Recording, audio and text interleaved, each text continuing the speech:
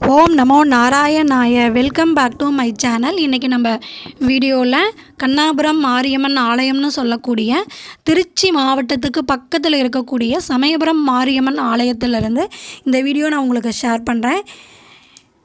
கோவில் கோபுர தரிசனம் தான் இப்போ நம்ம பார்த்துட்ருக்குறோம்.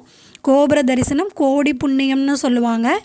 இந்த கோவில் விஜயநகர மன்னர்கள் காலத்தில் கட்டப்பட்டது அப்படிங்கிற இன்ஃபர்மேஷன் நம்மளோட அங்கே இருக்கிறவங்க ஷேர் பண்ணிக்கிட்டாங்க. கோவில் கோபுரம் பார்த்திங்கன்னா ரொம்ப மேஜஸ்டிக்காக இருக்குது. இங்கே கோவில் சார்பாக பக்தர்களுக்கு வழங்கக்கூடிய ஃபெசிலிட்டிஸ் என்ன மாதிரியான ஃபெசிலிட்டிஸ் ப்ரொவைட் பண்ணுறாங்க, கோவிலோட பூஜை டைமிங்ஸ் அப்படிங்கிற இன்ஃபர்மேஷன் இப்போ பார்க்கலாம். கோவிலோட பூஜை டைமிங்ஸ்ன்னு பார்த்தோம் அப்படின்னா காலையில் 5:30 மணியிலிருந்து இரவு 9 மணி வரைக்கும் நடை திறந்திருக்கும் அப்படிங்கிற இன்ஃபர்மேஷன் சொல்லியிருக்காங்க. ஃபெஸ்டிவல் டைம்ஸில் இந்த டைம் மாறுதலுக்கு உட்பட்டது அப்படின்னு சொல்லியிருக்காங்க. காலை 6 மணிக்கு உஷா கால பூஜையும், இரவு காலை 8 மணிக்கு கால சந்தி பூஜையும், மதியம் 12 மணிக்கு உச்சிக்கால பூஜையும், 6 மணிக்கு சாயரக்ஷையும், இரவு 8 மணிக்கு 2ஆம் கால பூஜையும், இரவு 9 மணிக்கு அர்த்தஜாம பூஜையும் நடைபெறுது. சமயபுரம் மாரியம்மன் ஆலயத்தில் நிறைய பக்தர்கள் வீக்கெண்டு ஃபுல்லாக இந்த கோவிலில் க்ரௌடு இருந்துக்கிட்டே இருக்கும். வீக்கெண்டுன்னா சொல்லவே தேவையில்லை, நிறைய க்ரௌடு இந்த கோவிலில் இருக்கும். ரொம்ப சக்தி வாய்ந்த அம்மன்னு சொல்கிறாங்க. ஆக்சுவலாக பார்த்திங்கன்னா நாங்கள் வந்தது பௌர்ணமி அன்னைக்கு இந்த கோவிலுக்கு வந்தோம். எப்படியும் ஒரு 6 to 7 hours தரிசனம் பார்க்கறதுக்கு ஆகும் அப்படின்னு தான் எக்ஸ்பெக்ட் பண்ணி வந்தோம். பட் நாங்கள் வந்த நேரமோ இன்னமோ தெரில, காலைல ஒரு 10 மணிக்கு உள்ளே வந்தோம். ஒரு 10:30 மணிக்கெலாம் சுவாமி தரிசனம் பார்த்துட்டு வெளிப்பிரகாரத்தில் போய் அமர்ந்துக்கிட்டோம். அதாவது ஒரு 1/4 மணி நேரத்துலேயே சுவாமி தரிசனங்கிறத பார்த்துட்டோம். கூட்டமே இல்லை. சமயபுரம் மாரியம்மன் கோவிலில் நீங்கள் தரிசனத்துக்கு போகிறதுக்கு 2 வழிகள் இருக்குது. கோவில் கோபுரம் வழியாகவும் நம்ம தரிசனத்துக்கு போகலாம். இரண்டாவது, கோவிலோட ரைட் சைட் பார்த்திங்கன்னா சைடில் ஒரு வே ஒன்று போகும். அதில் போனால் பொது தரிசனத்துக்கு செல்லக்கூடிய என்ட்ரன்ஸ் இருக்கும். பக்தர்களுக்கு இங்கே நிறைய ஃபெசிலிட்டிஸ் செஞ்சு கொடுத்துட்ருக்குறாங்க. இப்போ நீங்கள் பார்த்துக்கிட்டு இருக்கக்கூடிய இந்த பிரகாரம் கோவிலோட 2வது பிரகாரம். 2வது பிரகாரத்தில் வந்தோம் அப்படின்னா முதல் பிரகாரத்தோட என்ட்ரன்ஸ் தான் இப்போ நீங்கள் பார்த்துட்ருக்கிறது. கொடிமரம் நல்லா பார்த்தீங்கன்னா கொடிமரம் தெரியும். கொடிமரத்துக்கு நேர் ஆப்போசிட்டில் பக்தர்கள் எக்ஸிட் ஆகி வெளியில் போகக்கூடிய பாதை தான் இப்போ நம்ம பார்த்துட்ருக்குறோம். சுவாமி தரிசனம் பார்த்தீங்க அப்படின்னா ஒரு 10 மினிட்ஸ்லேயே முடிச்சிட்டோம். க்ரௌடு அதிகம் அங்கே இல்லை. அம்பாள் ரொம்ப அழகாக இருந்தாங்க. சிகப்பு நிற புடவையில் ரொம்ப பார்க்க அவ்வளோ அழகாக இருந்தாங்க. கொஞ்சம் நேரம் நின்று வெயிட் பண்ணி பார்க்கக்கூடிய வாய்ப்பு எங்களுக்கு கிடைச்சிது. சுவாமி தரிசனம் முடிச்சுட்டு நாங்கள் முதல் பிரகாரம் வந்த உடனேயே முதல்ல குங்கும பிரசாதம் அங்கே தந்துட்டு இருந்தாங்க. அதை வாங்கிட்டு அம்பாளுக்கு சாற்றப்பட்ட எலுமிச்சம் மாலையில் இருந்து எலுமிச்சம்பழம் வரக்கூடிய பக்தர்களுக்கு தந்துட்டு இருந்தாங்க. அதையும் வாங்கிக்கிட்டு 2வது பிரகாரத்தில் கொஞ்சம் நேரம் வெயிட் பண்ணி, எப்போவுமே கோயிலுக்கு ஏதாவது வெளியில் போனோம் அப்படின்னா அந்த கோவில் பிரகாரத்தில் ஒரு 1/4 மணி நேரமாவது உட்காந்து இருந்துட்டு வர்றது ரொம்ப நல்ல பழக்கம். ஸோ நாங்களும் அது மாதிரி கொஞ்சம் நேரம் வெயிட் பண்ணி அதுக்கப்புறம் வரலான் இருக்கும்போது அங்கே பார்த்தீங்க அப்படின்னா சுவாமி பிரசாதம் தந்துட்டு இருந்தாங்க. எலுமிச்சம்பழ சாதம் எல்லாத்துக்கும் பக்தர்களுக்கு தந்துட்டு இருந்தாங்க.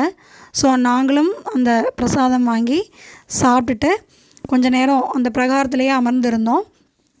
இப்போ பக்தர்களுக்கு அங்கே என்ன மாதிரியான ஃபெசிலிட்டிஸ் இருக்குது அப்படிங்கிற டீட்டெயில் இன்ஃபர்மேஷன் பார்க்கலாம். கோவில் சமயபுரம் மாரியம்மன் கோவிலை சுற்றி நிறைய ஃபெசிலிட்டிஸ் பக்தர்களுக்கு செஞ்சு கொடுத்துட்ருக்காங்க. அம்பாளுக்கு முடிக்காணிக்கை செலுத்தணும்னா அதுக்கு தனி பில்டிங் இருக்குது. காம்ப்ளெக்ஸே இருக்குது, பெரிய பில்டிங். குழந்தைகளுக்கு காது குத்துதலுக்கு தனி பில்டிங் இருக்குது. நீங்கள் ஓவர் நைட்டு சமயபுரம் மாரியம்மன் ஆலயத்தில் ஸ்டே பண்ணி சுவாமி தரிசனம் பார்க்கணும் அப்படின்னு நீங்கள் நினச்சிங்கன்னா இங்கே பக்தர்களுக்கு தனியாக ரெஸ்ட் ஹவுஸே இருக்குது. அதாவது பெரிய ஹால்ஸ், நிறைய ஹால் மாதிரி இருக்குது. ஸோ அதில் எனக்கு வீடியோ எடுக்க டைம்ஸ் ரொம்ப குறைவாக இருந்ததுனால அங்கே போக முடியல. ஸோ மிகப்பெரிய ஹால்ஸ் ரெஸ்ட் ஹவுஸ் கட்டியிருக்காங்க. ஸோ நீங்கள் அங்கே போய் ஸ்டே பண்ணி சுவாமி தரிசனம் பார்த்துட்டு கூட வரக்கூடிய அளவுக்கு அங்கே ஃபெசிலிட்டிஸ் இருக்குது. இது மட்டும் இல்லாமல் ப்ரைவேட்டாக நிறைய சத்திரங்கள் கோவிலை சுற்றி பக்கத்திலேயே, கோயில் கோபுரத்தை சுற்றி பக்கத்திலேயே நிறைய சத்திரங்களும் இருக்குது. இந்த வீடியோ நாங்கள் கோவிலுக்குள்ளே பிரகாரத்தில் எடுத்துகிட்டு இருக்கும்போது செகண்ட் டைமாக அங்கே வெண்பொங்கல் பக்தர்களுக்கு டிஸ்ட்ரிபியூட் பண்ணிகிட்டு இருந்தாங்க. ஸோ இது எங்கள் பாக்கியம்னு தான் சொல்லணும். செகண்ட் டைமும் எங்களுக்கு அங்கே பிரசாதம் வந்து கிடச்சிது. ஸோ பிரசாதம் வாங்கிட்டு திரும்பவும் நான் வீடியோ எடுக்க ட்ரை பண்ணேன். இங்கே பார்த்தீங்க அப்படின்னா 2வது பிரகாரத்தில் பக்தர்கள் சாப்பிட்டுட்டு கை கழுவுறதுக்கு ஆன ஃபெசிலிட்டிஸ் மற்றும் அவங்களுக்கான ப்யூரிஃபைடு வாட்டர் ஃபெசிலிட்டிஸ் இருந்தது. உள்ளேயே பிரசாதம் ஸ்டால்ஸு, அதாவது அங்கே கொடுக்கக்கூடிய பிரசாதம் இல்லாமல் பிரசாதம் ஸ்டாலில் முறுக்கு மற்றும் நிறைய அதிரசம் இது போன்ற நிறைய பிரசாதங்கள் வந்து அங்கே சேல்ஸ் பண்ணிக்கிட்டு இருந்தாங்க.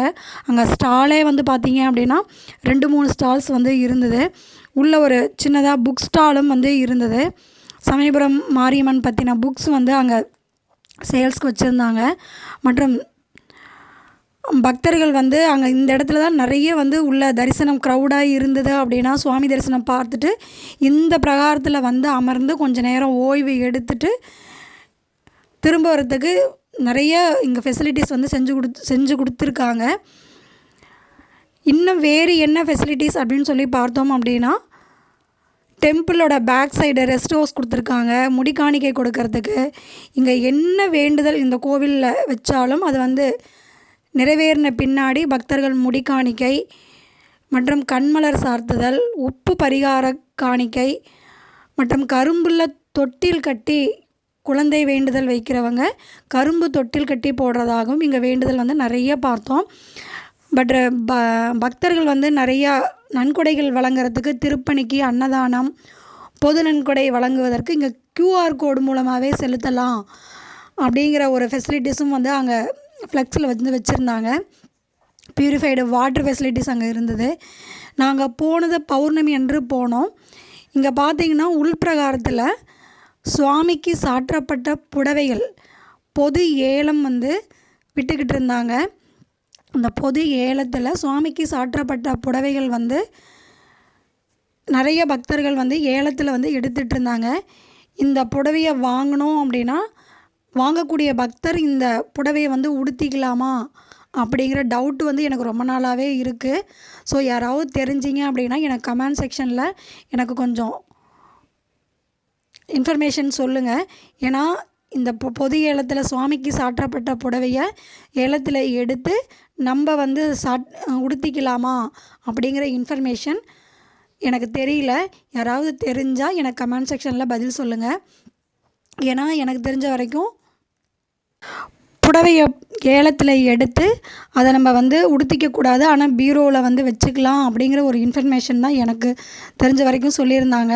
ஸோ ரொம்ப நாளாகவே எனக்கு இந்த டவுட் வந்து இருந்தது.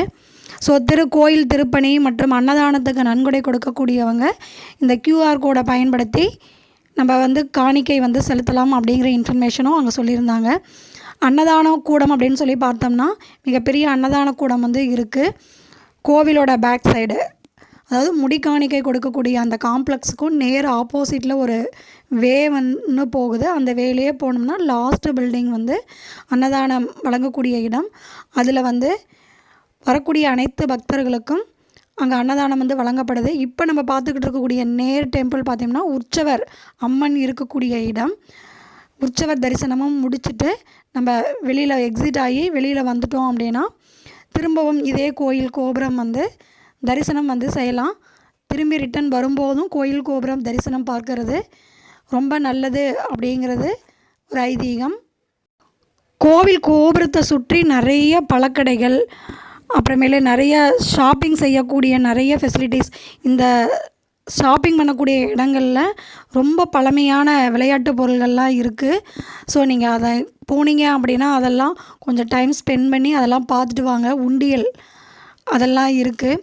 உண்டியல், மண் உண்டியல் அதெல்லாம் வந்து இப்போ இருக்கக்கூடிய நம்ம குழந்தைகள்லாம் வந்து யாரும் பார்த்துருக்கவே மாட்டாங்க.